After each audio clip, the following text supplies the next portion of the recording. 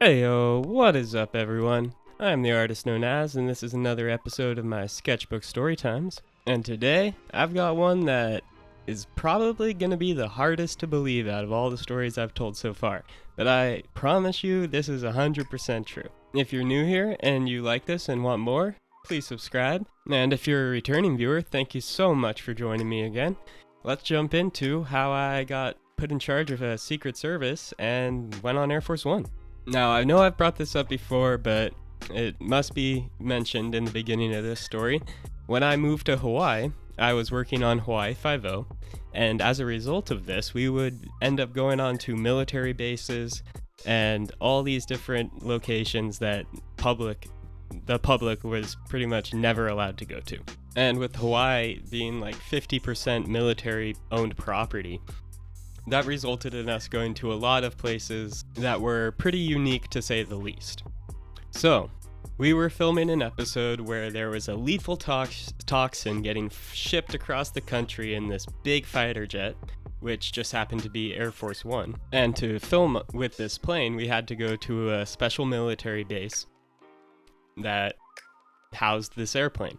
And if you don't know, I'm pretty sure there's like 4, 5, or 6 different Air Force One planes. They're all called Air Force One, and they all have different purposes, so it's not like we were using the only Air Force One plane. But we had to go onto this airstrip, and to do that, they would have to do background checks and take our IDs and all that sort of stuff, just to make sure there wasn't any criminals coming onto the Air Force base. You know, security reasons. And this plane is fucking huge. Huge. If I can, I have a photo of it from this is years and years ago. And if I can find this photo, I will throw it up. But this thing, it's a plane that's big enough to transport helicopters inside of it. So you can imagine how big the inside of this plane can be. Like, to climb up to the cockpit, you had to climb a 15-20 foot ladder to the cockpit. And then the entire belly of the plane was just open. It was definitely a pretty, just crazy experience, to say the least. But it gets even crazier. Just wait for this. So, back then, I was a PA. For those of you who don't know, that's production assistant, not personal assistant. People get that confused. But there's an array of tasks that PAs have to do, but one of the main ones is called lockups. And this entails your boss pretty much saying, go over there, and don't let anyone pass you or pass this line that you're standing at and walk into the shot. And sometimes this is really easy because there's nobody. You're standing in the middle of a field by yourself. Sometimes you're on the airstrip by yourself. Fuck, sorry, that was my phone. I forgot to put it on silent. We're fixing that right now.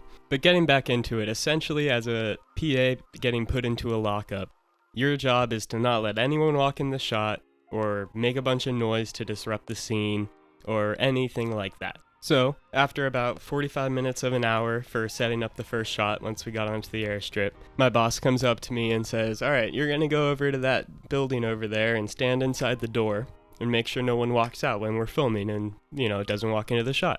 I'm like, yeah, no problem, that'll be easy. I was thinking, hey, I get to sit inside, no one can see me, I can be on my phone, just chilling in the air conditioning, everyone's standing out in the hot sun. It'll be great. So I walk in there, I'm standing around doing my thing. They're still getting ready for the shot. And at this point in time, I'm standing in like a little hallway that comes to the door walking out to the airstrip.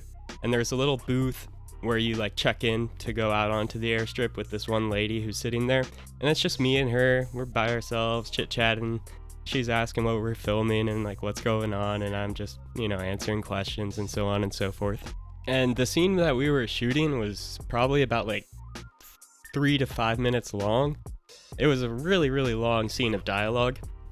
And on top of that, they were not cutting in between, which is like the break in between shots. They were just continuing rolling. They would finish the scene. The director would run in, give them notes. I'm assuming I wasn't in there when this was happening, but from the other times I have been, this is how it goes. They keep rolling, all the cameras are still filming, sound's still rolling. The director runs in, gives them a couple notes, and then he runs back out and they keep shooting the scene. So we're running like 10-minute takes at this point, 15-minute takes almost. And during those takes, I'm not allowed to let anyone out of the doors, right? So we're about to start shooting another take, and maybe like 5 or 6 people walk around the corner of the hallway down towards us, and they're wearing like strict black suits. A couple of them got sunglasses on, and I'm looking at these guys like, they look kind of official, right? And they yell rolling in my ear through the radio, and so these guys walk up, and I'm like, hey guys, sorry, I gotta hold you here. We're filming a scene outside, and I can't let anyone walk out this door. And they were super nice. They were like, yeah, no problem, man. They're all standing there on their phones, chit-chatting, talking to the lady, because they all had to check in to go out there anyways, right?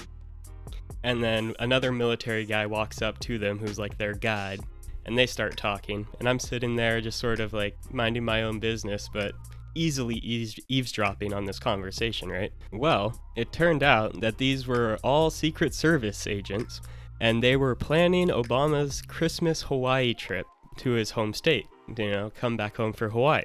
And they were prepping months in advance. This was probably like August or September when we were filming this scene.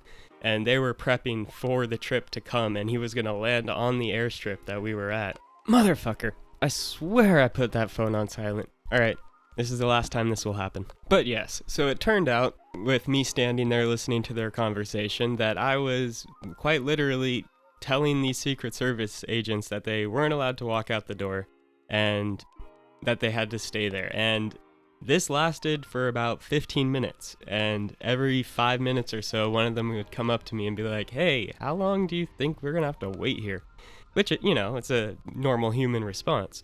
But it was just so surreal to me that I was literally telling these Secret Service agents that they couldn't do something, and they were going along with it.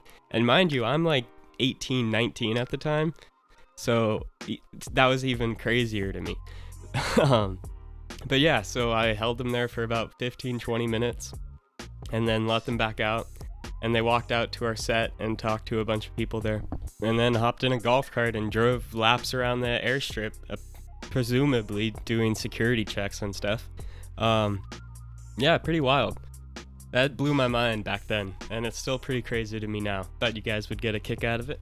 And if by any chance there are anybody who's worked in film or production as a PA, and you've had to do some crazy ass lockup, let me know in the comments below. I actually highly doubt there is listening at this moment, but who knows? Maybe there is, I don't know. Either way, if you enjoyed this story and you're still listening, slap that like button, maybe subscribe if you haven't already, hit that notifications bell, really helps out. And thank you again. I got to give you a huge shout out to everyone here. I just cracked 1,000 subscribers the day I'm recording this video, and I just got to say thank you, man. This has been a crazy 2 months of starting this YouTube channel. So, yeah, more videos coming every single week and shorts every single day. So stay tuned for that, and I'll see you on the next one. Shoots.